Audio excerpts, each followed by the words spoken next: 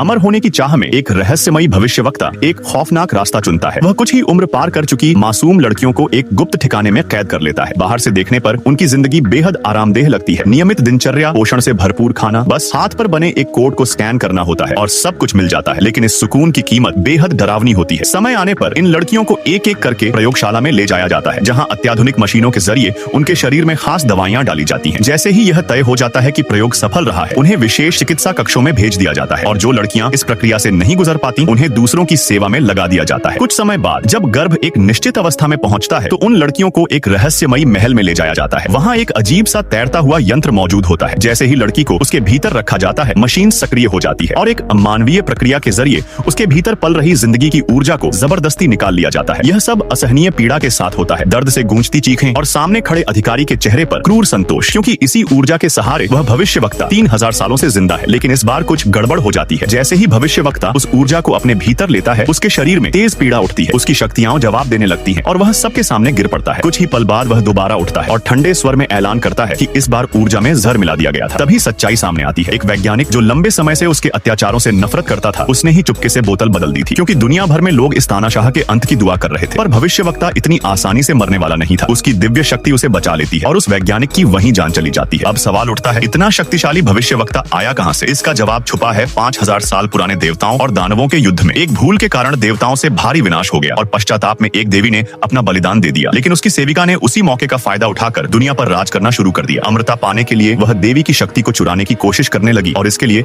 उसे एक सही माँ की तलाश थी। इसी बीच एक लड़की शाओमेई चुपचाप 5 महीने की गर्भवती थी। वह अपने पेट को कपड़ों में छुपाकर सबकी आंखों से बचती रही, लेकिन किस्मत ने धोखा दिया। उसकी अपनी सहेली ने उसे बेच दिया। शाओमेई को भी उसी मशीन में डाल दिया गया, पर इस बार चमत्कार हो गया। मशीन में खराबी आई और वह नीचे गिरने लगी। आखिरी पल में उसी सहेली ने उसका हाथ थाम लिया, क्योंकि वह सहेली असल में विद्रोही सेना की सदस्य थी। विद्रोही लंबे समय से इसी पल का इंतजार कर रहे थे। उन्हें पता था, अगर देवी दोबारा जन्म ले ले तो भविष्यवक्ता का अंधकारमय शासन खत्म हो सकता है। शाओमेई को सुरक्षित ठिकाने पर ले जाया जाता है। जैसे जैसे उसका गर्भ बढ़ता है, वैसे वैसे विद्रोह की ताकत भी। लेकिन इनाम के लालच में खूंखार इनामी शिकारी उनके पीछे पड़ जाते हैं। भयंकर लड़ाई होती है, कई लोग मारे जाते हैं। तभी एक रहस्यमयी योद्धा लाओ मदद के लिए आता है। उसके माथे में जरा रत्न उसे बता देता है कि शाओमेई ही उसका असली उद्देश्य है। कई हमलों के बाद सब शाओमेई को पवित्र स्थान शामबाला पहुंचा देते हैं। वहाँ एक चमत्कार होता है। हजारों सालों से सूखा पड़ा पेड़ फिर से हरा हो जाता है। सूखी धरती पर बारिश लौट आती है। लेकिन दुश्मन हार मानने वालों में से नहीं होते। अंतिम टकराव में एक साधारण दिखने वाला इंसान अचानक दिव्य शक्ति से भर जाता है। एक पवित्र हथियार उसके हाथ में चमक उठता है और वह अकेला दर्जनों दुश्मनों को नष्ट कर देता है। तभी सच्चाई सामने आती है। वह योद्धा देवी के भाई का पुनर्जन्म होता है। एक पल के लिए देवता अवतरित होते हैं और अगले ही पल सब कुछ फिर बदल जाता है। कहानी यहीं खत्म नहीं होती, क्योंकि कहीं और वही काली ताकत फिर से शक्ति इकट्ठा कर रही होती है और संकेत साफ है, देवताओं और दानवों की जंग एक बार फिर लौटने वाली।